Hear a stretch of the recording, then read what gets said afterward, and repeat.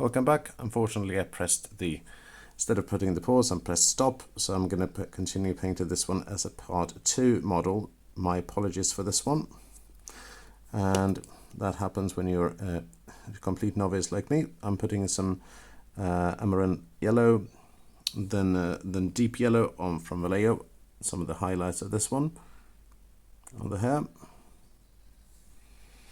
For the face, I'm going to put in another color, of course not yellow. For that one, it will be Kislev flesh.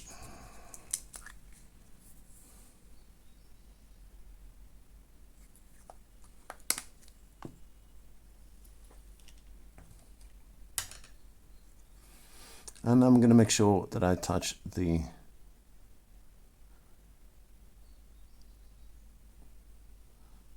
raised areas. So what is that?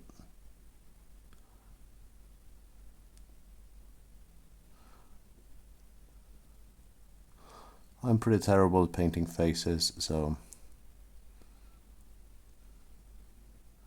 going to cover most of the areas in a very, very thin layer here,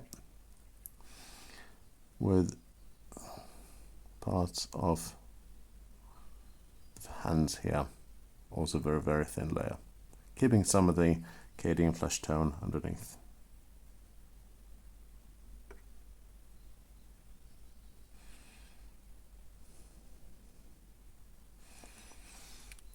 Looking something like this.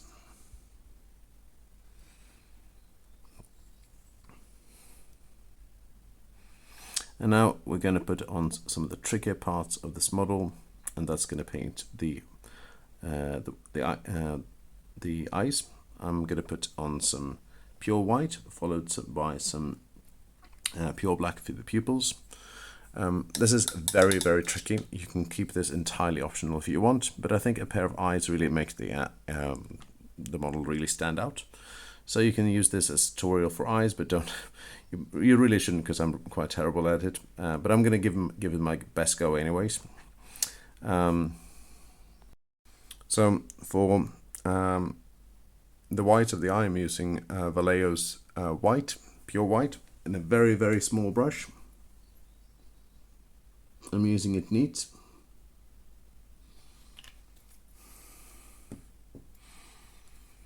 And I'm using just a tiny, tiny bit.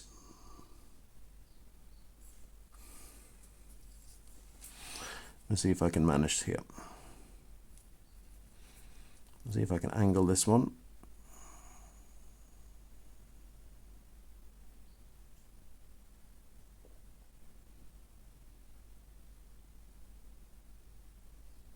Something like this. And for the other side, which is a bit trickier.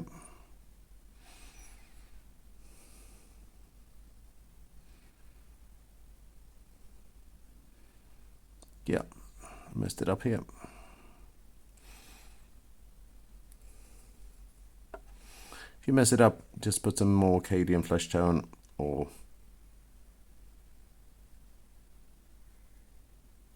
what you want is just take the tip of the brush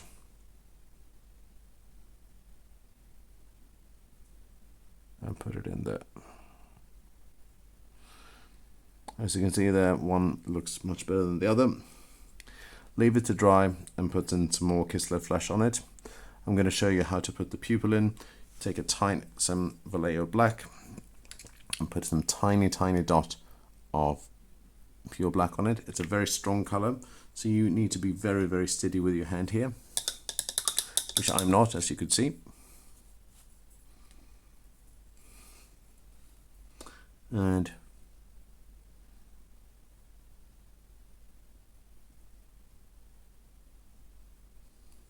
you can also take a marker pen for this one. But I'm going to give it a very, very careful go.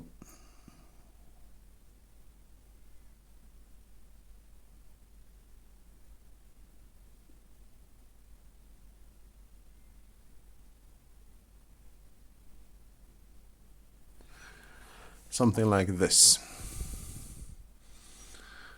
Hopefully you can see this. And the other ones I'm going to wait with let's make sure this one. While I have the black already here, I'm going to paint the upper part of the orb, leaving the lower parts with the German grey. And then we're also going to put in some more black on. And it actually doesn't matter here. This part is going to be parts of black anyway. So I'm going to put some strands of black here.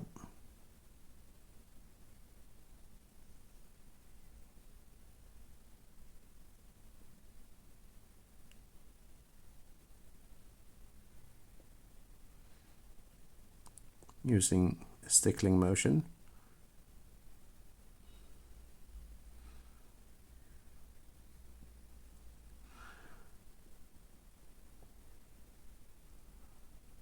Something like this for the face.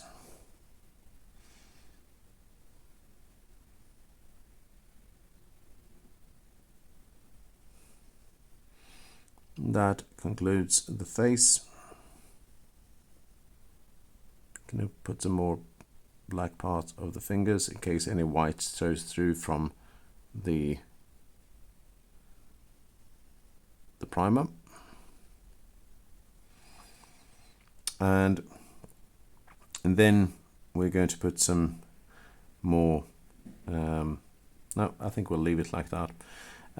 Now for probably one of the hardest part of the model, and is to paint these circular lines with some black.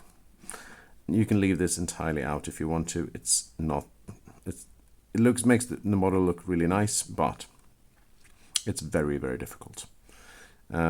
Don't be alarmed, I'm going to try and do this, and you can paint as many lines as you want though. It's both in the front as well as in the back. I think the model stands out really well if you manage to do so. So use pure black from Vallejo and a finely tipped brush.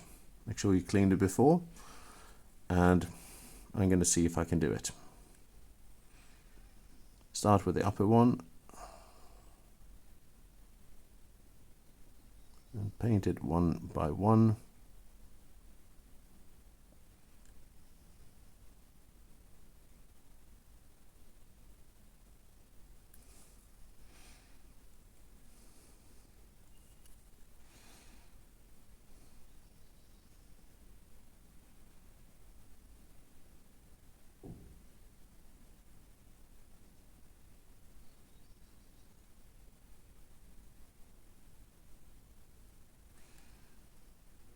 As well as over here.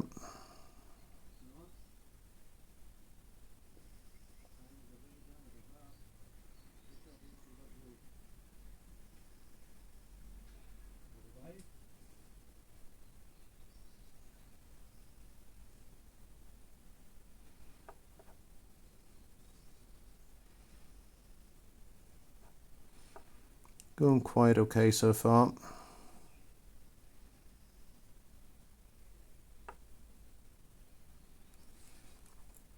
And just as you thought it was over, you have some tiny parts underneath here,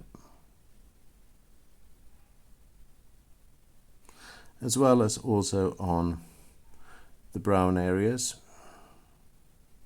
Here it's more forgiving because if you make mistakes here it just blends into the brown, which is nice.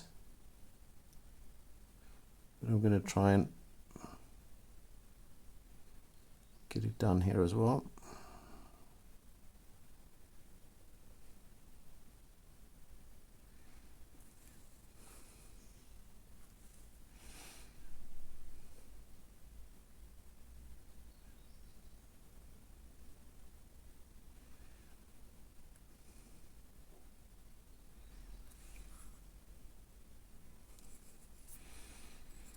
As well as on the other side.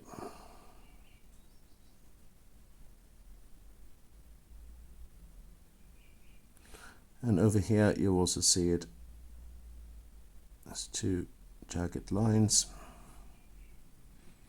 Now we're going over to the other side. If you feel it's too much, take your fingertip and put it as part of your nails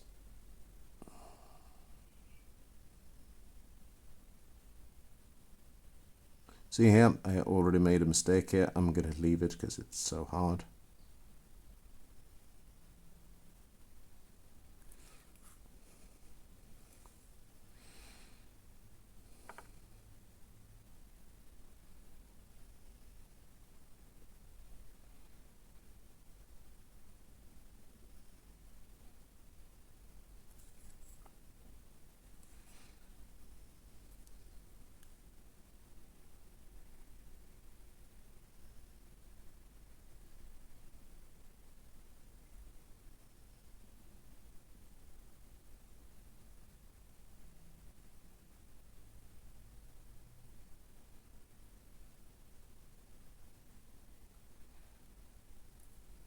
And finally, one more line over here.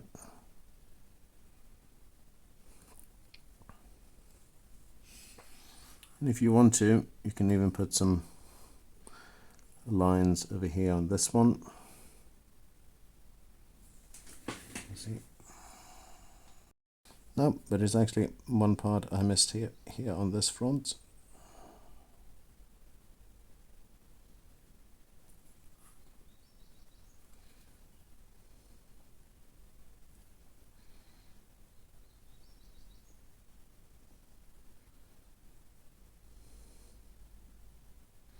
As well as filling in these lines here a little bit more.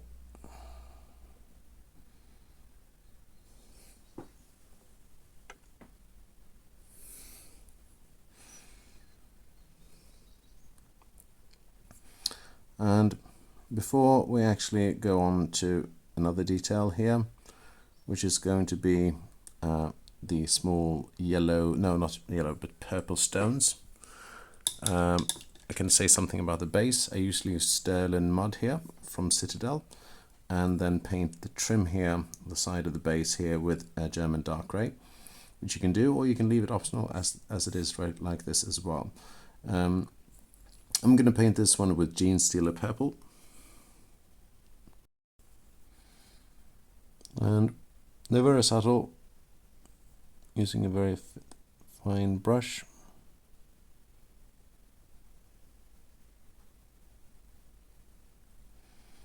Something like this.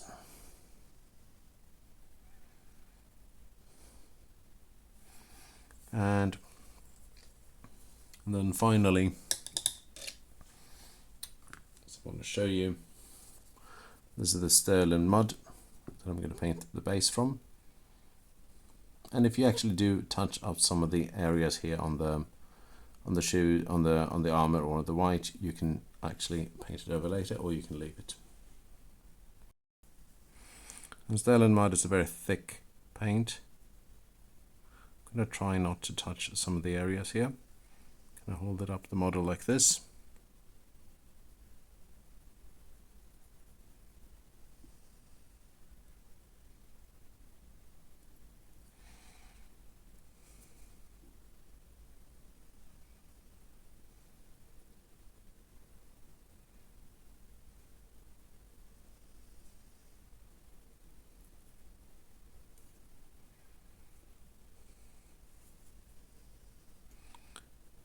Then you leave it here to dry.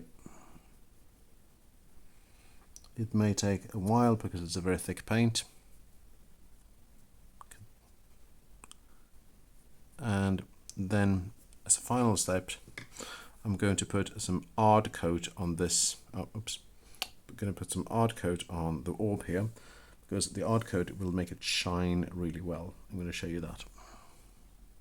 This is Ardcoat. I'm applying it neat, and it's a very thick, kind of like gluey color, or not really color. It's from the Citadel technical range, and I'm going to put it up over here. As you can see, it's already starting to shine like that.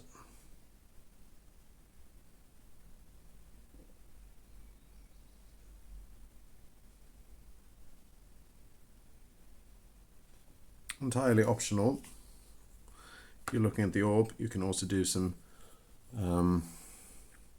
Retributor armor around the orb as well, which is kind of like the gold parts, which is something I missed.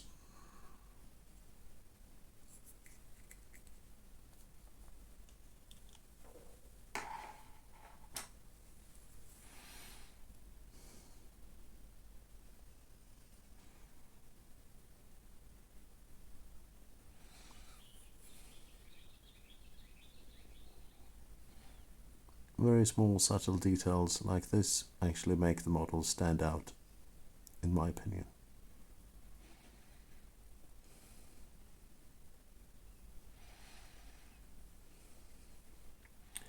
And this one concludes the part 2 of this model. I should have said part 1 in the other one because of my mistake. I will add that in the description box. And you just need to put some German grey on the side of the trim when this one dries, and then you're ready. If you like this video, even though it was long and I made lots of mistakes, if it can help you paint the models from Gloomhaven Jaws of the Lion, please let me know. I really appreciate any comments or suggestions in the comments below. Otherwise, you will find a full list of paints that I used in this video, both for part 1 and part 2 in this figure. If you like this video, as I said, please consider liking, sharing and subscribing. It helps my channel grow. I really appreciate it. And until then, please go and put some paint on those miniatures, and I'll see you next time.